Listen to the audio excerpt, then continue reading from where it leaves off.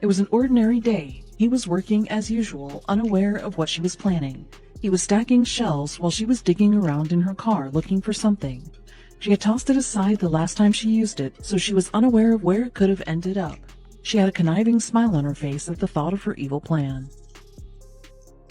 Michael Sam owned a general store and all of the responsibilities that came with it.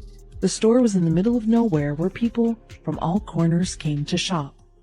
He loved meeting new and intriguing people while on the job. He never knew who would walk through that door, especially on a day like any other. She knew she had to wear a mask. It was just the store policy, and many people understood why. It shouldn't have been a big deal, but it was. Like any other normal day, Michael stocked all of the shelves and helping customers until she came walking through the door. He heard the door open and looked over to see a woman reading the "No Mask, No Service" sign. She then looked at the other customers in the store. She froze up, as if looking for something. Then they made eye contact, and Michael had a gut feeling things were going to get complicated. She made sure Michael saw her before she walked more into the store. She didn't have a mask on as she flashed a wide smile his way. Michael calmly walked around the corner and went towards her. He really didn't want any trouble, but she would make sure it came his way. Michael approached her and smiled. "I'm sorry, ma'am, but you'll have to put a mask on if you want to shop here." She looked at him and replied with an attitude, "No, I don't." She pulled the right to breathe card as Michael just shook his head. Her tantrum was far from over. He gave her an ultimatum: get a mask or get out. She went off the rails again, giving him a piece of her mind.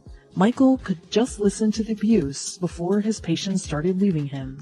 She then suddenly stopped her tirade and smiled. Michael could tell that things were going exactly as she planned. She wanted to be kicked out. After she left, Michael could breathe again. He was thankful that things hadn't ended any other way. Anti-maskers only ever caused him and his store trouble. The woman left his head as he kept working. But he'd been on her mind. She was going to come back with a vengeance. She was in her car in front of the store searching for something. Michael was unaware of this and went about cleaning and packing shelves, but she would stop at nothing to get her way. She couldn't remember where she'd put it. She had hurriedly put it away after using it the last time. She kept checking the parking lot to make sure no one notices what she's doing. Alas, she finds it and waits. She waits until she sees him roll up in his beat-up truck. He pulls up beside her and gets in her car. "Have you got it?" he asks. "It's right here," she says. She admires his attire as she giggles with delight. Now all that's left to do is go back into the store and give her offender a moment he'll never forget. Michael is surprised to see her burst back through the doors. This time she has a mask on, but it's not any kind of mask. It's a very, very particular one. Enraged at what she's wearing, Michael tells her to get out immediately. "I have a mask on," she shouts back, but Michael is adamant. She screams insults at him as she calls for the man waiting outside to come in. Her husband walked through the door, chest puffed, chin up. He's dressed in an officer's uniform. He's come to defend his wife, who's wearing a mask with a Nazi symbol on it. Michael watches as he squares up to him. He looks sternly into Michael's eyes, his face already red with anger. Suddenly, Michael's taken aback. Did he do something illegal?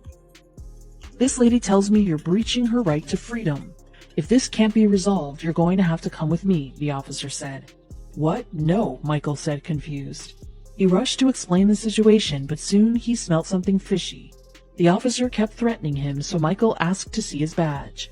Then it went from bad to worse. Michael realized he'd never seen this officer before, and this was a small, remote town, so he had a feeling something wasn't right. Who was this guy? Michael asked him for a badge. The officer, reluctantly yet confidently, took it out and showed it to him. Michael's confusion erupted into disbelief and laughter. "Why?" "Get out of my store, man, both of you, out, now," he said. The badge was fake. He wasn't an officer, and the woman next to him was still wearing a Nazi mask. "You know what? You can easily get arrested for this, so both of you either get out now or I'm calling the cops right now," he threatened. She leaves with her husband following suit. "Don't ever set foot in this store again," Michael called after them.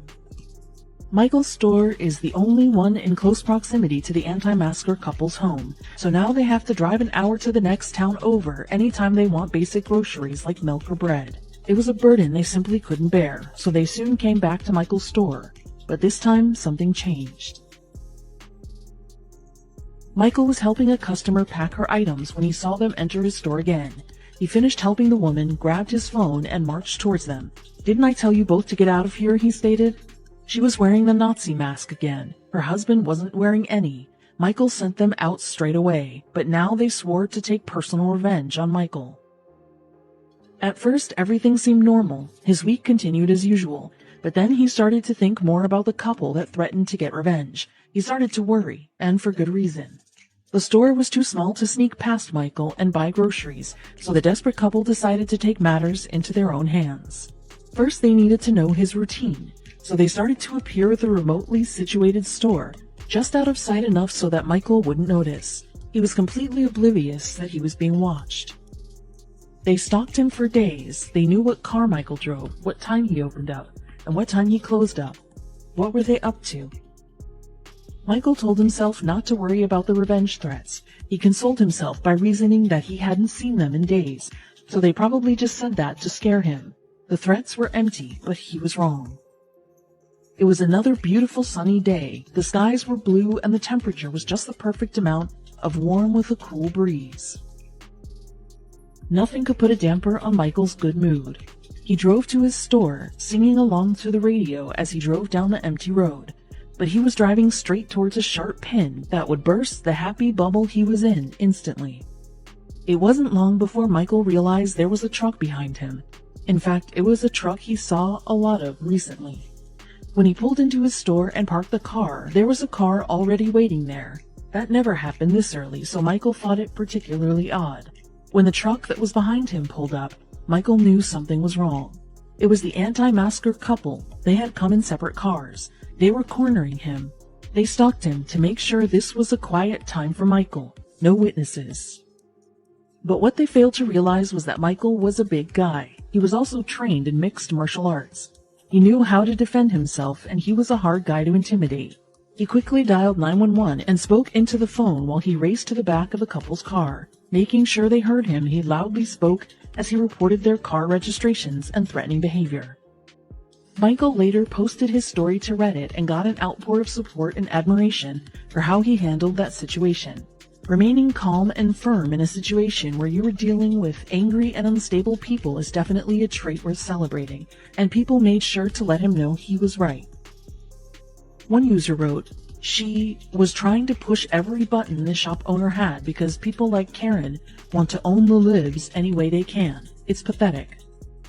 While another wrote, "Hell yes, dude, I hate stories where corporate rolls over because they need the business.